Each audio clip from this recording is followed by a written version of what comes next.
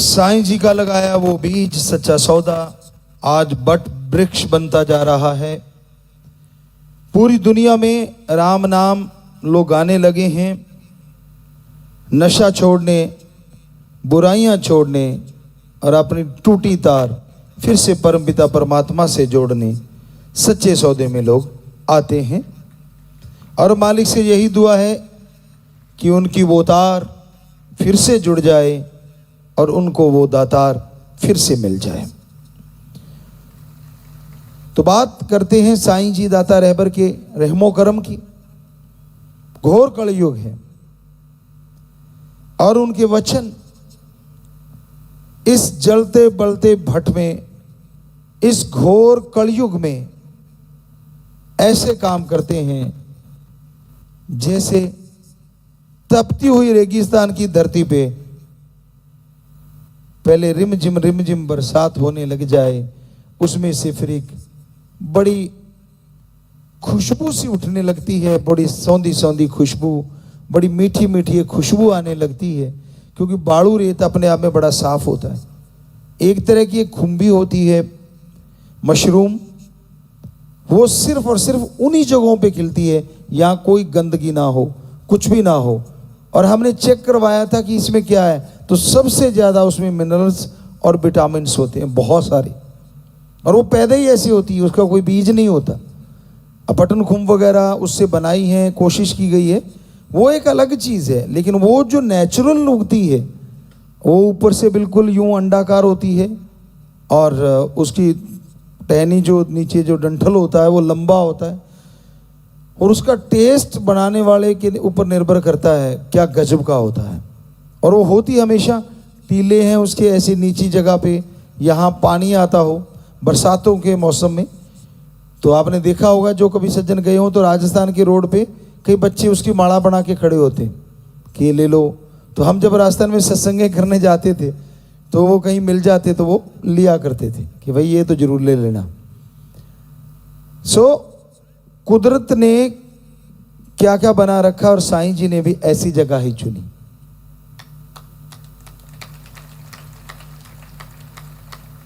शाह मस्तान जी धाम, शास्तनाम जी धाम, दोनों जगह ही ऐसी। साईं जी ने जब वहां शाह मस्तान जी धाम बनाया, आज बना दिया कल ढा दिया, फिर बना दिया फिर ढा दिया। अब साथ संगत को लगा करे सेवा करिए, बड़ा किसने कह दिया जी बहुत ज्यादा सुंदर, अच्छा सुंदर है ढा दो। अब समझना ये करें तो क्या करें, अगली बार कहा जी ठीक बना है, अच्छा ठीक ठाक ही बना है ढा दो। आखिर में सेवादारों ने कहा साईं जी हमें ये बताओ, हम सुंदर भी नहीं कह सकते, ठीक भी नहीं कह सकते, क्या कहें। कहते बरी ऐसा कुछ नहीं पुत्र, कोई ऐसी बात नहीं है। ये तो जब मकान ढाते हैं ना तो ईंटें अपनी जो है ना वो बच्चे देती है। और आप कोई बड़े से बड़ा साइंटिस्ट ले आओ, अक्ल वाला या आलम फाजिल कह लें उसे दूसरी भाषा में, क्या एक 12 बाई 12 का कमरा बना हुआ है उसे ढा दिया गया, अगली बार बनाया तो 2 बन गए, 2 को ढाया तो 4 बन गए। ईंटें आई किधर से। तो साईं जी के वचन ज्यों के त्यों आज तक है और हमेशा रहेंगे। तो कहते थे पुत्र ये सच्चे सौदे की तो ईंटें भी बच्चे देती हैं। तो ये हकीकत है, ये वास्तविकता है। तो और भी चीजें बहुत ऐसी हैं, बहुत से उदाहरण हैं। दाता रहबर ने जो परोपकार किए, परमपिता शास्त्रनाम जी महाराज को गुरगद्दी पे बिठाया, वो भी अपने आप में एक ऐसा महान, और उन्हीं की जुबान के अनुसार कि जिसे आप ढूंढते फिरते हो उसे हम आपके सामने ले आए। और वो ऐसे सामने आए, वचन ही कर दिए हम थे, हम ही रहेंगे, जाएंगे नहीं, बात ही खत्म। पर आंख बनानी पड़ती है। कई बार होता है ना मोतिया है घट में सूझे नहीं, तुलसी जी ने एक बार कहा था, है घट में सूझे नहीं लाण तैसी जिंद, तुलसी इस संसार को भयो मोतिया बिंद। कि भाई अंदर रहता है फिर भी नजर नहीं आता, तो मोतियाबिंद, आजकल तो शायद लेजर से होने लग गई हैं या नई नई टेक्निक आ गई हैं, पर आपको पता दिसंबर में ऑपरेशन होते हैं तो वो एक छिलका सा आ जाता है, बिल्कुल स्टार जो आंखों के बीच में हमारी निगाह का केंद्र है, तो उसमें फिर वो धुंधला दिखने लगता है, उसको निकाल देते हैं, साफ दिखने लग जाता है। अगर आपने रूहानियत के किसी फकीर के नज़ारे लूटने हों, खुशियां लेनी हो, ओम परमपिता परमात्मा को मिलना हो, तो आप को मोतियाबिंद का ऑपरेशन करवाना पड़ेगा। काम वासना, क्रोध, लोभ, मोह, अहंकार, मन, माया, गम, दुख, दर्द, चिंता, टेंशन, परेशानियां, यानी ये 5-7 तो मेन पेड़ हैं, आगे इनकी ये टहनियां हैं। तो इन्हीं में ही आप उलझे पड़े हैं। गुरुमंत्र ले लिया, संचित कर्म जो पड़े हैं उसको खत्म करने का तरीका मिल गया, और इस जन्म में गुरुमंत्र से पहले जो कर्म कर बैठे जाने अनजाने में, जब गुरु मुआफी दिलवाता है तो मालिक उसी समय इस जन्म के उन कर्मों को तो काट देता है। रही बात संचित कर्म, वो लाखों जोनियां हैं, 84 लाख, तो उनके जो जुड़े कर्म एक एक भी करे तो 84 लाख बनते हैं। अच्छे हैं तो खुशी मिलनी है, लेकिन अगर सुमरण करो तो बुरे कटेंगे और अच्छे और अच्छे बन जाएंगे। सतगुरु वो बेपरवाह साईं मस्ताना जी दाता ने क्या गजब का ये डेरा बनाया है, क्या गजब का वो गुरु मंत्र, मेथड ऑफ मेडिटेशन, चाहे आदिकाल से चला हो, पर उसको कितने छोटे रूप में लेके आए। अगर आपको कहें कि आप 2 क्विंटल दूध ले लो और सारे का फायदा लेना है, तो आप नहीं ले पाते, क्योंकि 2 दिन में, गर्मी में तो 1 दिन में खट्टा हो जाएगा। लेकिन उसको छोटे रूप में ले आओ, उसको बिलो, मक्खन निकालो, सालों साल आप उसका फायदा लेते रहेंगे, एक बूंद भी खराब नहीं होगी। तो वो उन्होंने तो ऐसा घी बना दिया जिसको ज्यादा खाना भी नहीं पड़ता। अब तो एक ही शब्द है, 5 वाले बल्कि ये सोचते हैं यार पहले ले बैठे। नहीं, घबराओ नहीं, आपकी जुबान पे वो चढ़ा हुआ है तो उसका भी फल ऐसा ही है, फल सेम है, चाहे वो 5 है, चाहे वो 3 है, और चाहे अब 1 है। तो ये उन्हीं का रामो कर्म है, हमारा इसमें कुछ नहीं। ये शरीर ही उनका है, आत्मा अंदर उनकी है, सब कुछ उनका है, काम वो कर रहे हैं।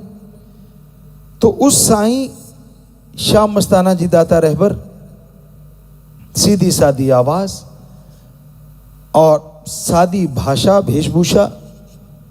एक बार साईं जी के पास सेवादार जो सेवा करते थे कहने लगे बड़ी इन सबको कपड़ा देते हैं, तो कपड़ा मंगवाया गया, खूब थान, कईयों को थान दे दिए, किसी को काट के दे दिया, उनकी मौज।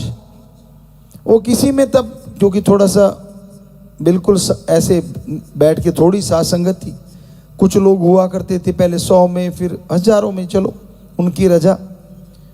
तो कहने लगे साईं जी आप तो टाकी वाले पहनते हो और हमें आप ये थानों के थान रेशमी कपड़े, इतने बढ़िया सुंदर कपड़े देते हो। तो साईं जी ने फरमाया बरी इस बॉडी ने नहीं देखना और आपने नहीं देखना, लेकिन एक दिन ऐसा आ जाएगा कि हम कपड़े बदल बदल के पहनेंगे, और वो अगली बात आप जानते हो, ना ही कहे तो अच्छा है कि काल की लिद निकालेंगे, बोलना ही पड़ेगा, साईं जी के वचन है। सो वो आपने देख ही लिया है, फिर भी कई मन मत है, ये क्यों चला दिया, वो क्यों कर दिया। अरे खसम जो कहेगा वो ही करेगी ना, ये शरीर तो जैसे वो चलाएगा आपके कहने से थोड़ी चलेगा, ये चलाने वाला वो है, उसकी मर्जी चलती है। हम तो अगर उस शरीर के रूप में देखें जिसका पहले नाम था इस शरीर का, तो हम तो खाक चौकीदार, बिल्कुल खाकसार हैं। लेकिन अब वो खुद हैं तो वो तो MSG नाम ही रख गए, तो दूसरा कोई नाम ही नहीं। तो बेपरवाह जी ने फरमाया, अब कईयों को ये लगता है हम गाने क्यों लगे। बाहर भजन चल रहे थे। अब तो कविराज फिर भी काफ़ी अच्छा गाते हैं, मतलब हमने देखा आप भी हैं बीच में, चलता है काम, कोई बात नहीं, लौटी बाजा बजता है। तो उस समय ये था कि हम मजलिस में बैठे थे दोनों और भजन गाया और बेपरवाह जी ने ट्यून बनाई हुई थी। वो जिस ट्यून पे बनाया वो इतना लटका दिया ढोलकी वाले ने उस ताल को। अब हम कहते टेम्पो अप रखो, वो डाउन करता गया करता गया करता गया, और गाने वाला भी लटकता गया लटकता गया लटकता गया। उन्होंने हमें देखा, हमने उनको देखा, तो मुस्कुराए दोनों एक दूसरे को देख के। तो रास्ते में कुछ नहीं बोले, अंदर आ गए। चारपाई पे बेपरवाह जी बैठ जाते या लेट जाते, हम साथ में कुर्सी रख लेते।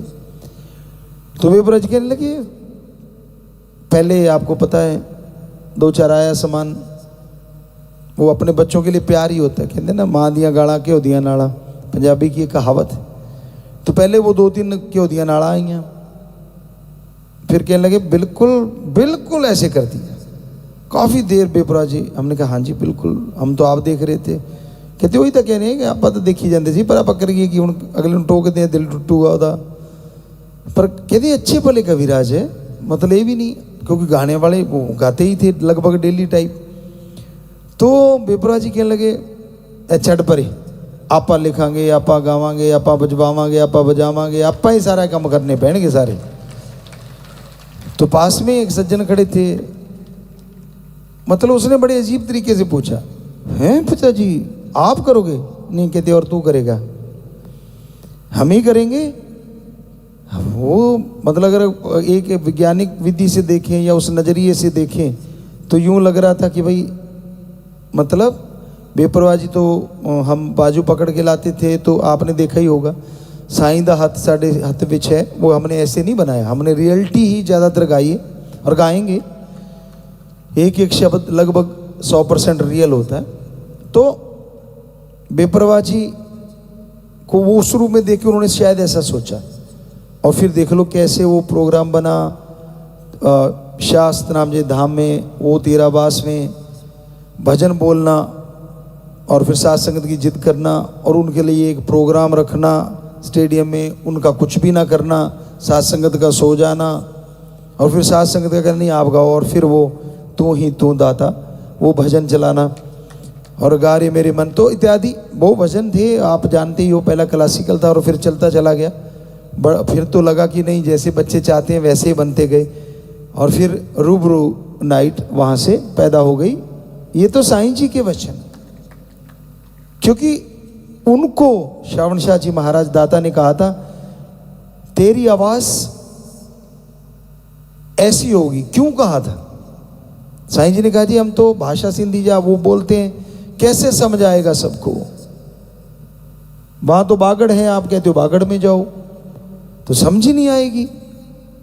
तो श्रावण शाह जी कहने लगे मस्ताने तेरी आवाज खुदा की आवाज होगी, किसी के पल्ले कुछ पड़े ना पड़े, लोग मस्त हो जाया करेंगे।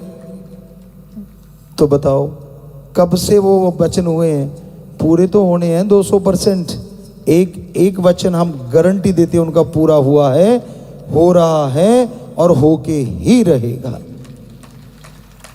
पर आप हाजमा रखा करो, क्योंकि जब आप गाने लगते हैं उन वचनों को जो आने वाले हैं तो एक फुकरा बनती लगती है। चाहे वो आप सोशल मीडिया पे लिखते हो, चाहे आप यहाँ बोलते हो, ये तो संत फकीर ही बोल सकता है, आप नहीं। आप तो मजे लिया करो उन चीज़ों के, खुशी रखा करो अपने अंदर, हौसले बुलंद रखा करो कि ये वचन भी है तो इसका मतलब 100% पूरे होंगे, बस दैट्स ऑल। तो कहने का मतलब वो भजन गाया और फिर बजाए, साज बजाते थे तो हमने वो बजा के देखिए, तो वो भी आपने देखे हैं। हालांकि हमने उसको परमानेंट नहीं बजाते, और फिर वो वाले साज तो मुंह से बजा लेते हैं, तो फिर ये दुनियावी की जरूरत क्या। बहुत सारे बजा लेते हैं। बेपरवाह जी ने आपने देखा और रूबरू नाइट में देखा है। तो हम गाएंगे, हम बजाएंगे, हम लिखेंगे, हम बजवाएंगे। तो हमारे बच्चे भी और बहुत बढ़िया बजाते हैं, बहुत ही सुंदर बजाते हैं। तो साईं दाता का ये कमाल, शाह मस्ताना जी दाता का, और फिर बेमिसाल कमाल उनको लेके आना जिनको दुनिया ढूंढती है, शास्त्र नाम जी दाता रहबर। फिर कमाल बेमिसाल ये वचन फरमा देना हम थे हम ही रहेंगे, ये आज तक कभी पॉसिबल ही नहीं हुआ। और फिर उसका नमूना भी दिखा दिया। जैसे आपको बताया कि इस बॉडी जब पहले थी एज ए शिष्य, एज ए सेवादार, एज ए साथ संगत, तो हमारा ब्लड ग्रुप ओ पॉजिटिव था। लाइसेंस हमारा 84 में ड्राइविंग लाइसेंस बना था और उस समय ब्लड लिया करते थे और उसमें जो ग्रुप था वो ओ पॉजिटिव है। और अब परमपिता जी का जो गुरु रूप में थे तब उनका वो नेगेटिव था और आज हमारा भी ओ नेगेटिव है। तो हमारा और किसका कहें, हमने भजनों में बहुत जगह लिखा है खुद ही करे सजदा और खुद ही कबूल करना पड़ता है। पहले ये था कि सजदा करते थे हजूर कबूल कर लेते थे, अब उन्होंने वचन ही ऐसे कर दी, करें क्या, सजदा भी करना है और कबूल भी करना है। तो ये भी अजूबा ही है। पर ये तो वो कहते हैं ना प्रत्यक्ष को प्रमाण की जरूरत नहीं, सेम चीजें वो जो बेपरवाह जी ने वचन किए थे कि हम हैं हम हैं हम हैं हम हैं, तो वो वाली बिल्कुल प्रत्यक्ष हो गई। तो यही साईं जी ने वचन किए थे कि सोने का भी कोई बन के आए तो मत मान लेना कि ये गुरु के बराबर है। और आप जरा सी बात पे फिसल जाते हो, किसी ने चंद बातें मसाले लगा के सुना दी, वो वो ये बड़ा अच्छा, अरे भाई बंदा बंदा है। उस साईं परमपिता परमात्मा का जितना धन्यवाद करें साईं शाह मस्ताना जी दाता का उतना ही कम है। अरबों खरबों सजदे कर सकते हैं, अरबों खरबों बार बस उनके चरण कमलों का ध्यान रखते हुए ये दुआ कर सकते हैं कि हे मालिक, आपने जो वचन फरमाए थे कि यहाँ से बड़ी थाली फेंकेंगे तो शहर तक नीचे नहीं गिरेगी, अब तो वो थाली 60-60 किलोमीटर तक 40-40 किलोमीटर तक नीचे नहीं गिरती। तो ये तेरा रहमो करम है। क्यों? क्योंकि इसके अंदर भी एक वचन है। परम पिता शास्त्रनाथ जी महाराज ने फरमाया उस बॉडी में है साईं मस्ताना जी, क्योंकि वचन है हम थे हम हैं हम ही रहेंगे। तो उन्होंने उस वचन को क्या बदला, मतलब अपग्रेड, जैसे आपके आता नहीं रहता फोनों में अपग्रेड कर लो, तो इधर भी तो अपग्रेड तो बहुत तेजी से चलता है। बड़ा तो कभी कभार ही आता है, इधर तो हर घंटे हर पल हर सेकंड चलता ही रहता है। तो वचन फरमा दिए कि जब हमने वचन उनके पास बैठे और बोला कि जी आप जानो आपका काम, हमने आप जब उन्होंने बोला कि ये शरीर बदलेंगे तो कहने लगे ऐसा कुछ नहीं। फिर उन्होंने सारा बदल दिया ढांचा, जो आपको वचन सुनाए कि यहाँ उंगली मारी तो फरमाया कि बेटा फिक्र नहीं करना, ये राम नाम का जाप करने वाले, नशा छोड़ने वाले, सच्चे सौदे में आके नशा छोड़ेंगे, राम नाम से जुड़ेंगे, दिन दुगनी रात चौगनी बढ़ते जाएंगे। तो आज अगर 6.5 करोड़ आंकड़ा जो गिनती वाला है, बिना गिनती वाला तो आपने कभी सोच भी नहीं सकते, तो वो दिन दुगनी रात चौगनी उसी दिन से लगा लो आप, जिस दिन से इस बॉडी में उन्होंने प्रवेश किया है, तो वो ऐसा ही चल रहा है और चलता ही रहना है। और दुनिया में नशा कितना बढ़ रहा है, कितना बुरा हाल है, हर जगह मारो मार हुई पड़ी है। नशे से बच्चे ओवरडोज की वजह से मर रहे हैं, पता नहीं चलता, अच्छे भले तंदुरुस्त जाते हैं, नशा लिया और कह देती ओवरडोज होगी, अब पता नहीं उसमें क्या ऐसा कुछ डाल दिया जाता है केमिकल कि बच्चे मर जाते हैं, बड़ा दुख लगता है। तो ये सारे वचन वहीं से चले हैं, हमने कोई नया नहीं। सत्संगों पे जाया करते थे तो बेपरवाह साईं जी ने एक दिन वचन किए कि भाई बड़ी देखना, एक दिन ऐसा होगा अपना ही लंगर भोजन होगा। ये आर्मी जा रही है ना, कहते हाँ बड़ी सुनो, कहते हाँ ऐसे ही आपा चला करेंगे, अपना ही खाना, अपना ही टेंट, अपनी बिजली। हैं वो कहते साईं जी बिजली, तेरे को बड़ा पता है। साईं जी फिर घी की नाली देते थे साथ के साथ, थोड़ी सी नालियाँ तब तो ज़्यादा घी की दी जाती थी, आजकल थोड़ा सा माहौल और है, थोड़ा बदल गया है, उन्होंने ही बदला है। आपको बोला ना अपग्रेड होता रहता सौदा, ऐसा नहीं है कि तब कोई लो ग्रेड था तो तब भी अपग्रेड, पर दिखाना अब था, वो धीरे धीरे उसको दिखाते जा रहे हैं। ये नहीं है कि तब कोई लो ग्रेड था, तब तो उसके बाद हद से भी हद तभी था साईं मस्ताना जी महाराज में, लेकिन दिखाने का वक्त उन्होंने बोला था कि हम तब दिखाएंगे। सो कहीं कोई इसको ये सोचे कि इसका मतलब अपग्रेड का, नहीं, ऐसा नहीं। अपग्रेड का मतलब कि अब वो टाइम उन्होंने बोला तो वो दिखा रहे हैं। तो साईं जी ने बोला कि भाई बिजली भी अपनी, ये भी अपना, और लंगर का सारा कुछ अपना चला करेगा। तो वो चुप हो गए बेचारे, उनको लगे यार अब तो पैदल चल के आए हैं, इतने टीले हैं, सारा कुछ है। और फिर आपने जो जो सज्जन सत्संग में सेवा करने गए होंगे, हमारे साथ चले होंगे 92 से लेके और 2003 तक, या अब जब भी तक अब तक मतलब, तो उन्होंने देखा होगा कैसे गाड़ियां कैंटर जाते थे जिनमें लंगर होता था, छायावान होते थे, जनरेटर होते थे, बिजली अपनी साथ चलेगी। एक छोटा सा जनरेटर वहाँ भी लगाते जहाँ जंगल में रुकते थे, क्योंकि हम लगभग 13 साल तो टेंटों में रहे हैं, जिंदगी गुजारी है, क्योंकि वहाँ टेंट होता था हमारा भी, और सारे सेवादारों के टेंट, या छायावान या फिर आसमान और धरती पे छोड़ा। और वहाँ इतनी लाइट जरूर किया करते थे।